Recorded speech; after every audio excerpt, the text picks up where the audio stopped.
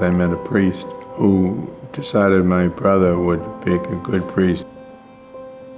Finally, the priest said, "I think I'm working on the wrong person here. I think you might be a better candidate." And so I said, well, maybe I had a vocation and didn't realize it. Maybe he saw things that I hadn't seen.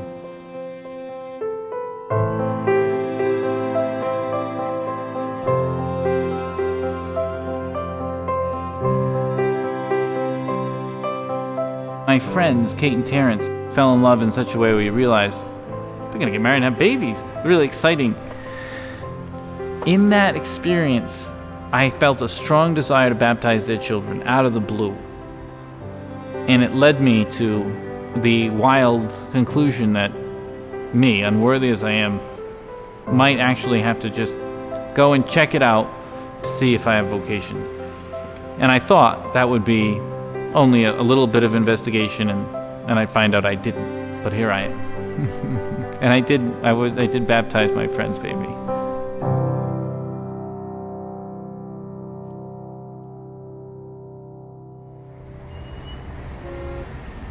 I loved growing up in South Boston. South Boston is my home.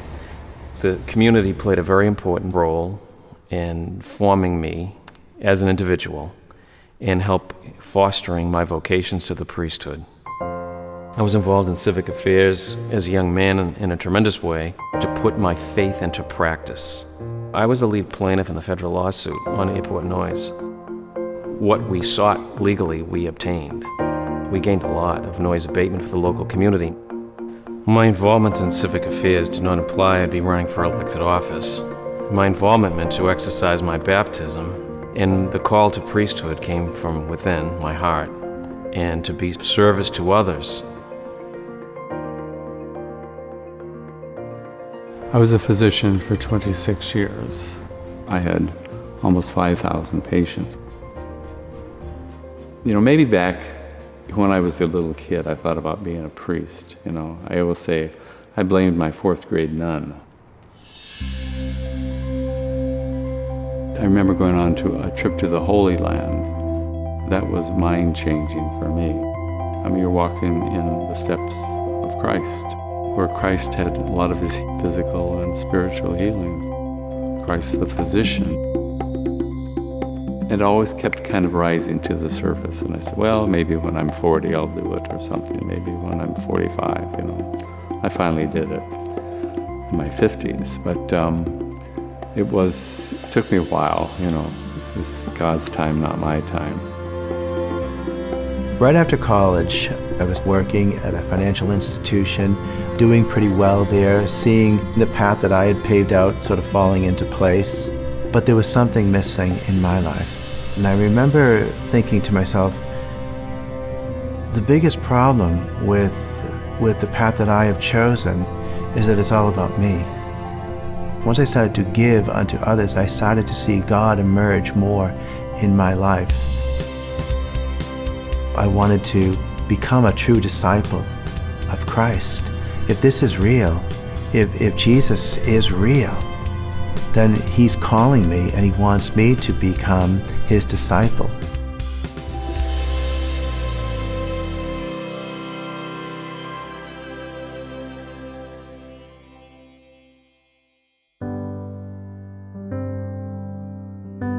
I was sent to a place that I'd never heard of, St. Joseph's in Somerville.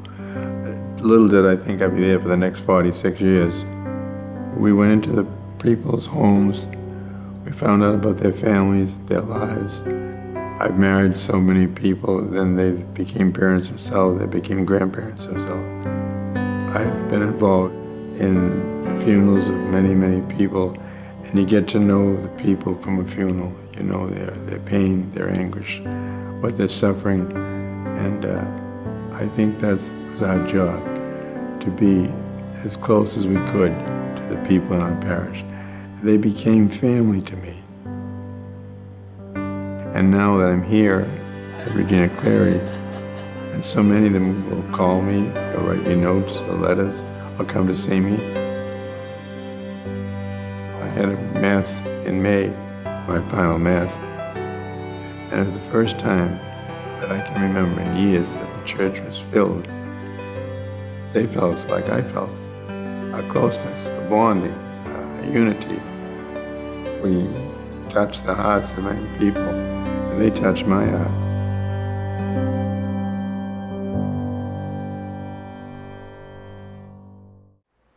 Out of the blue, the Cardinal asked me to take on my second assignment as the interim director for the Deaf Apostolate.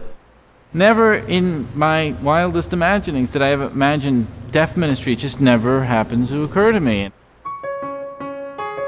In the deaf community, there's an enormous amount of suffering. There's an inability to communicate that gives birth to an extraordinary new kind of communication. There's a dying and a rising. So I can sign, I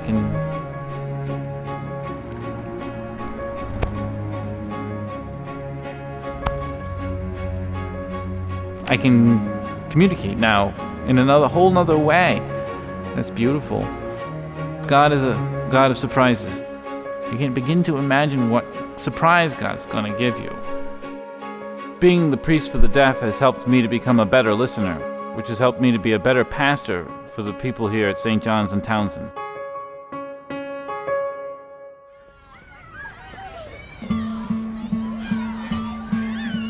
Since ordination, I've been blessed that each assignment that I have had has had a school. The role of the pastor is to make sure that the Catholicity of the school and the mission of the school remains a priority. Our Ladies' Academy is the parish school, building upon the accomplishments of the past, a capable principal, a fine faculty, and engaged parents. The school has flourished. Its curriculum is solid, but religion is at its core. Faith is at its core.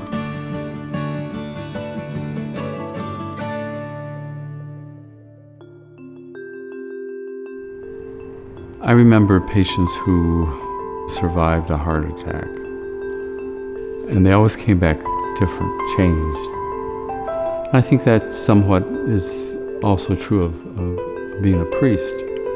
When a penitent comes and been away from the church for 10, 20, 30 years, and for some reason they come back and go to confession and have made that turnaround, that conversion in their life, and that grace that God has given them, that's what's very satisfying. You know, I will see them here in the church, and I said, yeah, God's at work here. He really is.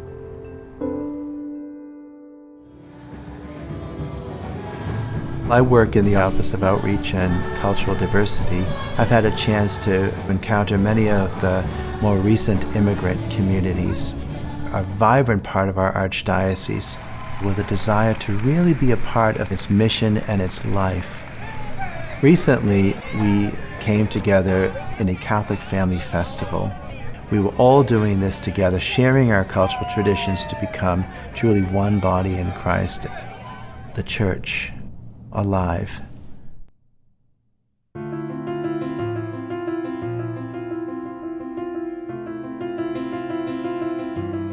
My mother, very, very wise person, she said, the church, okay, she said, that's good. Just remember, the church doesn't need more priests. The church needs more happy priests. And I thought, oh, that makes sense. I've been a priest for over 10 years, and it's not heaven yet. But things have worked out more spectacularly than I could have imagined. A priest can be a light in the darkness, and there's so much joy and happiness that comes from that, and it's real. I've never been happier. It's a great joy, I think, to work with the parishioners and to see the face of Christ in a lot of them. You know, not only the suffering ones, but the little ones too, you know. It's priceless. It's by entering into that relationship with Christ that He has called me to be His witness, to be His instrument of love in the world. And that relationship, more than anything else, more than any of the things that we do, sustains me. I love being a priest. I so love being able to see the faith grow. That's the role of a father. The priest is called father for a reason. He's a spiritual father of the local community. And to be a spiritual father of younger people ensures the faith will grow.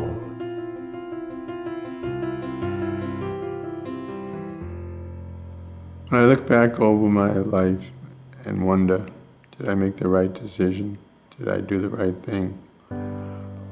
There's no other life I could have had. There's no other life.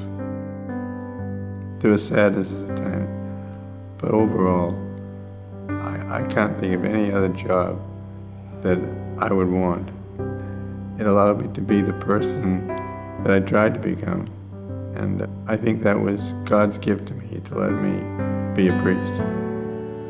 And so I couldn't be happier than the job that God gave me.